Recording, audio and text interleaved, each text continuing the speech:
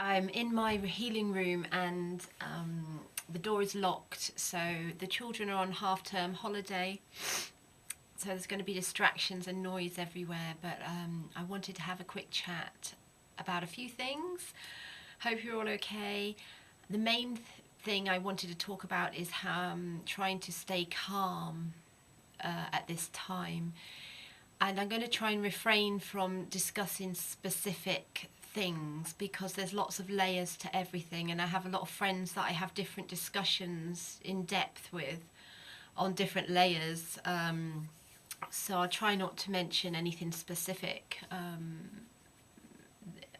That's it really. So I wanted to just try and say, in all this distraction and distortion and introverted world that we are, inverted world that we're in, crazy times that there, unless you've got your head in the sand like an ostrich, there is something out there that's pissing you off or worrying you about things that you think are out of your control. And I wanted to share with you a few things, what I do and how I cope. It's a plane, it's alright. It's either a tractor, a farmer, a plane, the children, ignore me.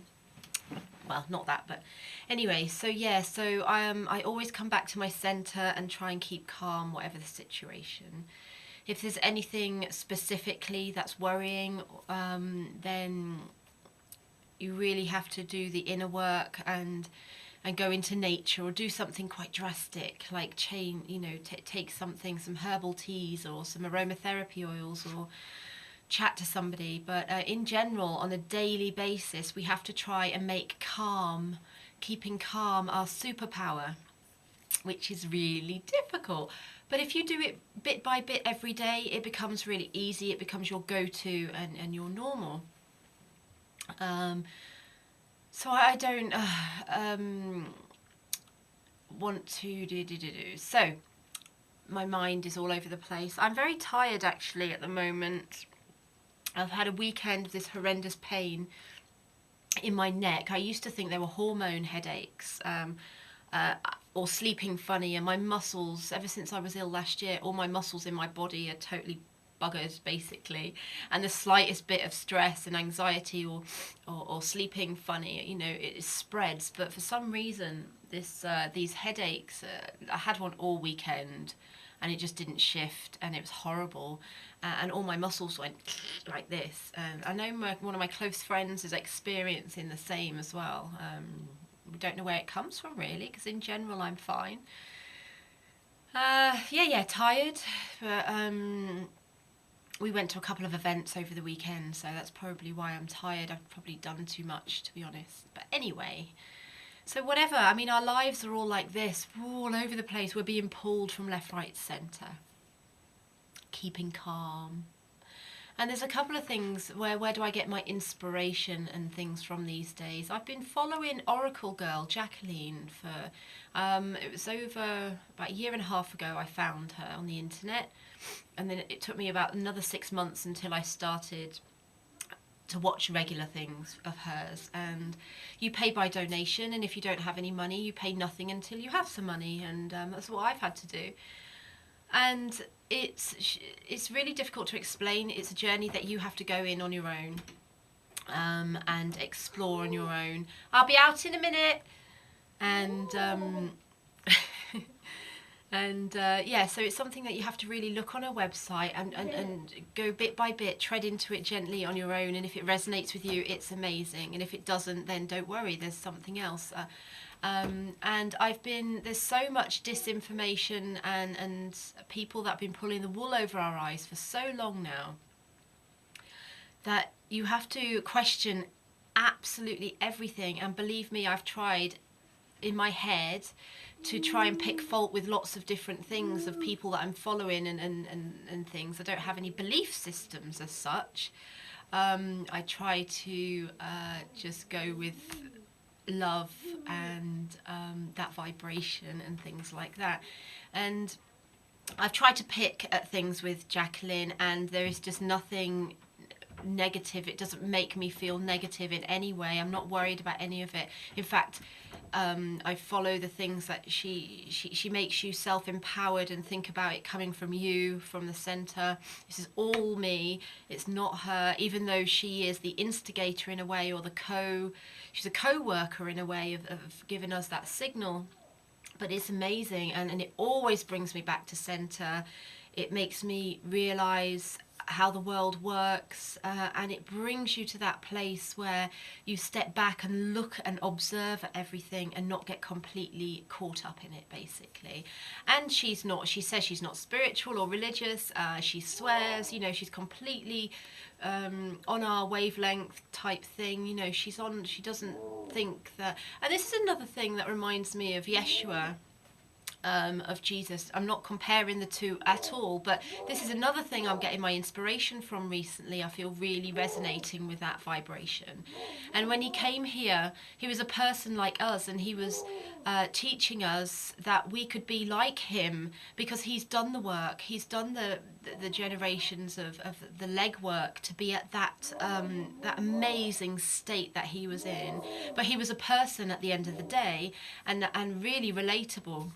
So I'm watching The Chosen, season 3 as going to be premiered soon on the cinemas, and then the first two episodes, I've got him growling outside the door, putting me off.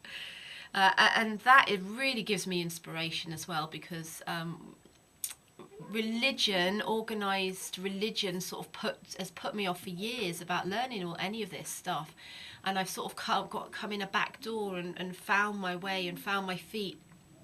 Like I couldn't even hear the word God years ago, but it's not about a word, it's about the energy, it's the source connection of everything.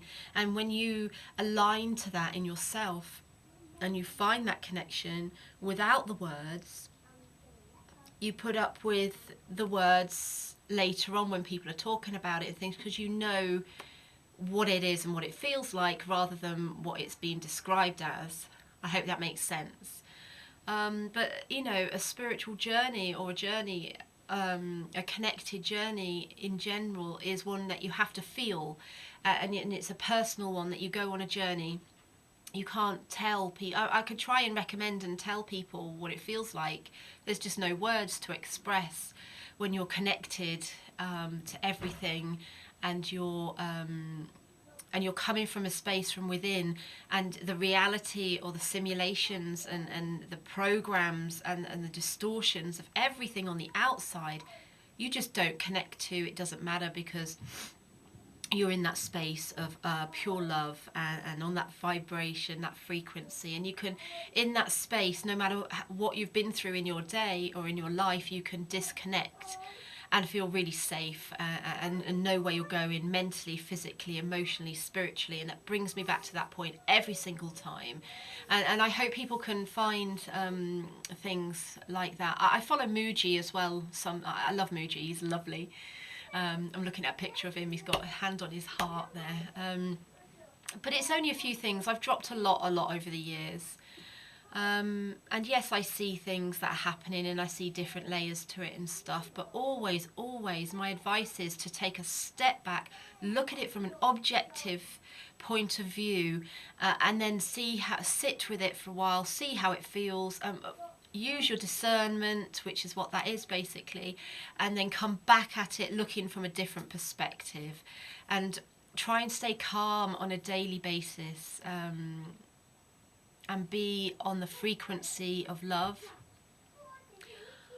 And that's how we connect to each other. And that's it really. Inspiration. Yeah.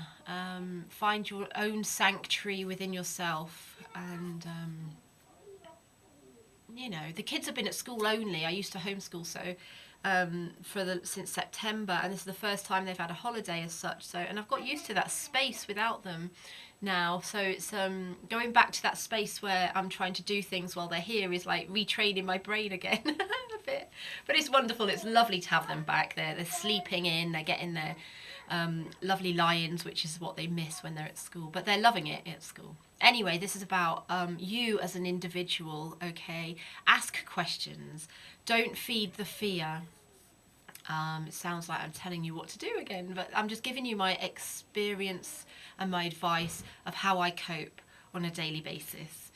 And it all just, everything, all the shitty things just drop away so quickly when you find that space. I mean, luckily I've got my room here now, my sanctuary, where I can come in, and it's got that energy. If you can find somewhere where you can go back regularly and the energy of the place just builds up and it holds you, and don't think that anybody's going to come and save you. You have to find this space yourself, and you get into that space on every level, holistically, every energy body, physically, mentally, emotionally, spiritually. And when you get to that place, it all makes sense. It's crazy, and you can't believe that some things are happening, but then at the same time you can believe everything's happening because we've sort of manifested all this shit ourselves. So I really hope you could find that space in your day to make calm your superpower, okay? And have faith, because it's bloody wonderful space to be in. Lots of love. Bye.